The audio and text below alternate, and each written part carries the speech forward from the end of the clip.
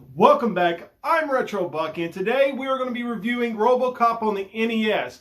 If you want to find out how to win a free top loader to play all your favorite NES games on, stay tuned to the end to find out how you can win. I gave you my heart.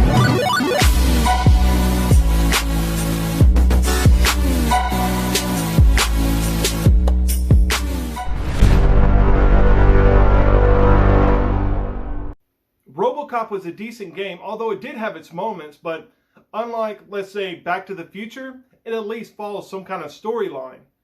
And there's only about 6 stages in this game, and all of them not too difficult as long as you have all the correct weapons. The first level is pretty basic and not that difficult. You wander the streets of Detroit beating up bad guys and some bikers. And for some reason, there's an endless supply of dogs in this game. And I don't know where they all come from, but once they start showing up, they show up in hordes.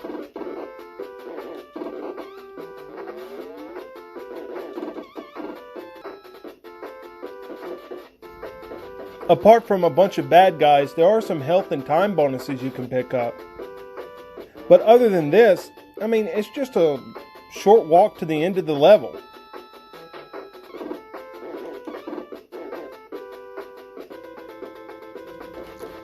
I mean, the first level boss, he's pretty harmless and pretty easy to beat.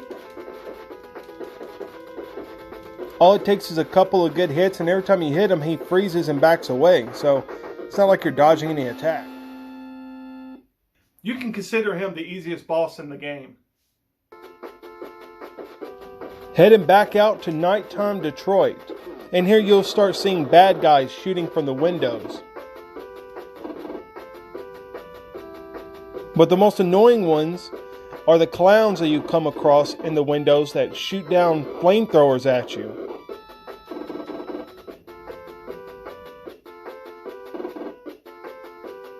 It's pretty much similar to the first level until you get to City Hall. And once you get to City Hall, things change up a little bit more. You can explore the other rooms in City Hall to find more power-ups or weapons, especially machine guns. And the hardest one to find is the Cobra. This is actually very important. You can't complete most of the game without all these weapons, and you have to basically Easter egg hunt and find them all before the time runs out. This is the final room before the next boss, and it's a death trap. The wall starts blinking as spikes head your way. My first instinct is to shoot at it, but I'm just left watching myself slowly die. With no indication, you're just supposed to assume that you need to punch the wall until it breaks. The boss is easy here too. You block his bullet, wait for the mayor to move, and blast him. A few shots later, the mayor runs off, he's free, and it's time to knock the taste out of this guy's mouth.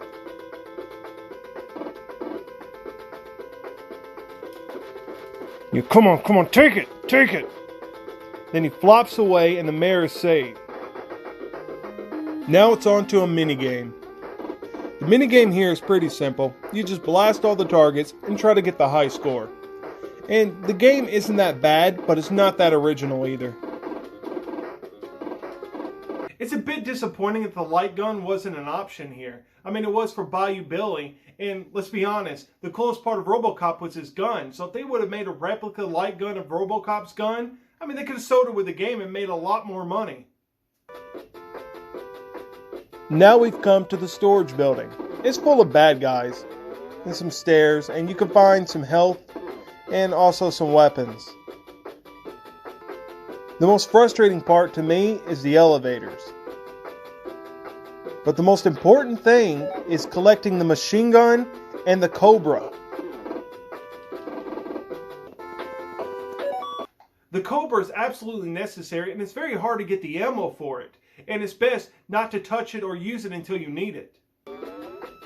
So after you rush through your supply hunt, you get to the last guy before the boss. He's a complete joke too. You can kill him from the stairs.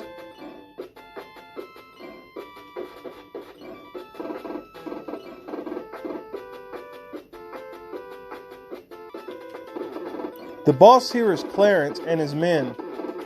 You take out his barricade, and then you have to switch to the machine gun to take out his men that jumps down at you. They're pretty easy to kill too with a machine gun.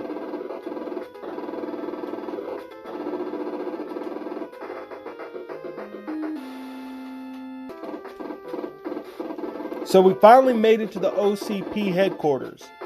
There's a lot of robot spiders in the beginning, and they're a good source for ammo and health.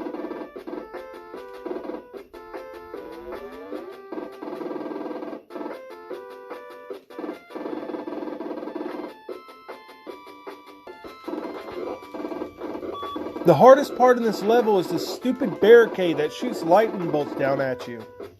Luckily, there's health waiting for you, and then it's up the stairs where you'll finally need the Cobra.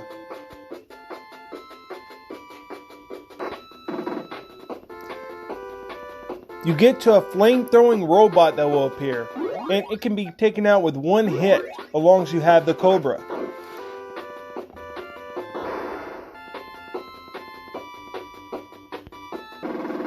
The boss here is Ed 209. It's easy to beat. Just watch his attack and blow off his arm.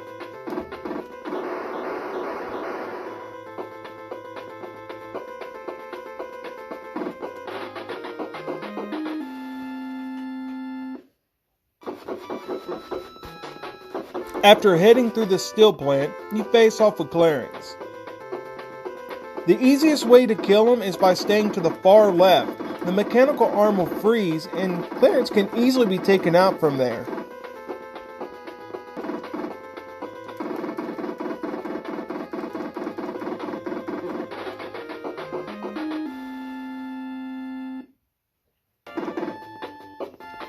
Finally, we return to the OCP building for the last time.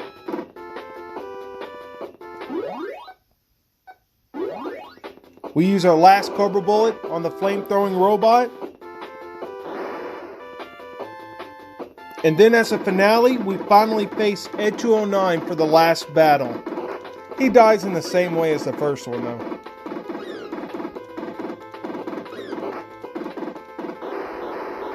There's just one last person to deal with.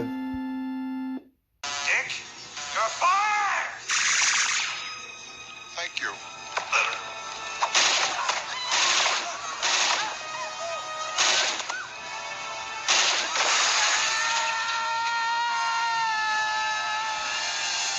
Alright guys, before we get out of here, if you want to win a top loader to play all your favorite NES games on, all you have to do is subscribe. Subscribing already puts you in the raffle. Hit the bell notification so you don't miss an update. And stay tuned till next week because we're going to be reviewing Jaws on the NES. And I'm going to release a video unboxing the NES action set. Until next time, my friends, stay home, stay safe, and play games. Catch you later. I gave you my heart.